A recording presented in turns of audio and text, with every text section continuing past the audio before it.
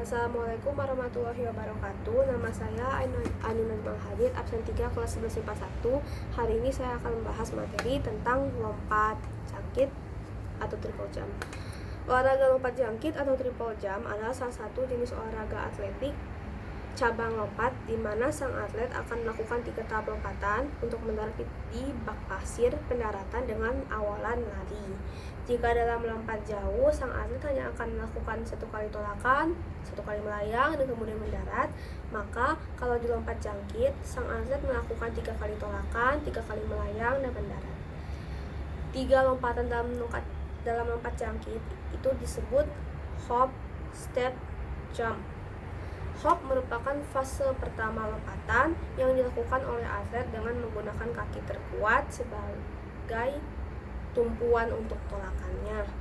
Kalau step merupakan lompatan kedua yang harus dilakukan dengan menggunakan kaki yang sama pada waktu hop, dan jump merupakan lompatan terakhir harus dilakukan dengan menggunakan kaki berbeda sebagai tolakan. Posisi ketiga fase lompatan ini sama-sama penting, yang artinya sang atlet harus melakukan tolakan sekuat-kuatnya pada fase tersebut. Olahraga lompat jangkit itu menjadi salah satu olahraga yang diikutkan dalam Olimpiade modern pertama di Yunani pada tahun 1896 dan dimenangkan oleh seorang juara yang bernama James Connolly. Teknik yang dipergunakan oleh Connolly pada waktu itu sama dengan peraturan yang berlaku saat ini, yakni Connolly menggunakan 2 kaki yang sama untuk lompatan pertama dan kedua, lalu yang kaki satunya lagi digunakan untuk melakukan lompatan yang terakhir. Olahraga lompat jangkit itu terinspirasi dari salah satu jenis olahraga lompat sejak era Yunani klasik, di mana sang pelompat akan melakukan beberapa kali lompatan sebelum lompatan terakhir. Sayangnya tidak diketahui secara pasti bagaimana peraturan yang berlaku saat itu. Sementara itu, dalam mitologi Irlandia disebutkan bahwa olahraga lompat jangkit itu telah diperlombakan dalam pertandingan Irlandia kuno yang bernama Tailteann Games pada tahun 1829 sebelum Masehi. Dalam catatan tersebut, sang atlet melakukan lompatan sebanyak 3 kali atau sama dengan lompat jangkit pada masa ini. Jika pada Olimpiade modern pertama, olahraga lompat jangkit ini hanya diikuti oleh laki-laki, maka beberapa tahun kemudian, di tahun 1996, atlet perempuan juga bisa mengikuti kejuaraan ini dalam Olimpiade di Atlanta. Secara umum, olahraga lompat jangkit dilakukan melalui fase awalan atau berlari, fase lompatan pertama atau hop, lompatan kedua atau step, dan lompatan yang ketiga atau jump, dan yang terakhir mendarat. Fase-fasenya, yang pertama awalan. Pada awalan, atlet akan berlari sejauh maksimal 45 meter, itu standarnya, menuju papan tolakan untuk melakukan tolakan pertama atau hop. Pada posisi awal, atlet ini akan melakukan persiapan, yakni dengan start berdiri. Sebelumnya ia harus rileks, mengatur nafas, dan fokus pada papan tolakan.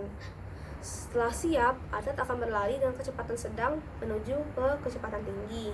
Peralihan dari kecepatan sedang menuju tinggi ini hanya sebentar saja, karena dalam melompat jangkit, sang atlet harus berlari sekencang-kencangnya agar dapat memiliki momentum lompatan yang bagus. Umumnya pada awalan ini, para atlet lompat jangkit berlari dengan langkah kaki yang jauh dan berfungsi sebagai metode untuk mempersiapkan kaki melakukan 3 lompatan dengan jarak sejauh mungkin pada masing-masing lompatan. Lalu yang kedua ada hop. Hop itu lompatan pertama dilakukan menggunakan kaki terkuat sebagai tolakan. Dalam melakukan tolakan, kaki tersebut tidak boleh melebihi papan tolakan sebagaimana peraturan yang berlaku, namun boleh dilakukan sebelum papan tolakan.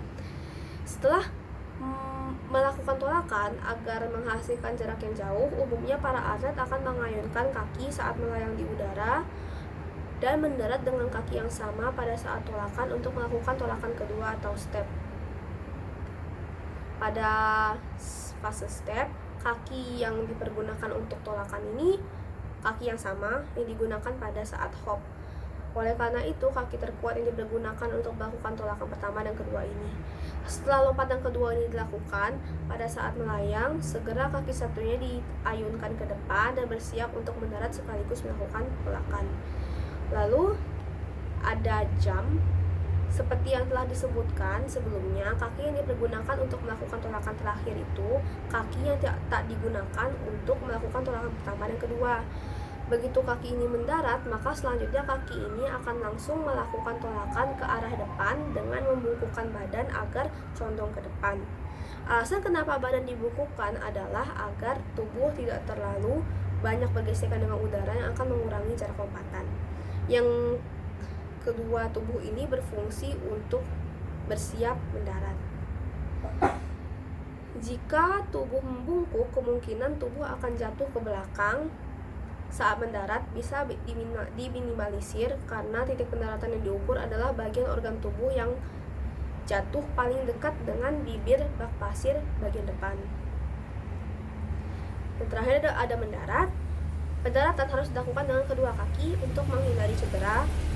Bila mana atlet mendarat dengan menggunakan satu kaki, hal tersebut masih diperbolehkan, namun pendaratan dengan satu kaki sangat dihindari karena bisa menimbulkan cedera serius. Usahakan saat mendarat tubuh tidak jatuh ke belakang.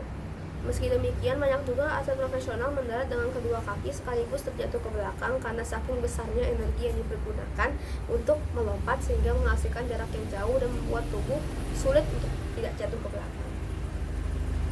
Berikutnya saya akan mempraktekkan lompatan ini. Lompat jangkit.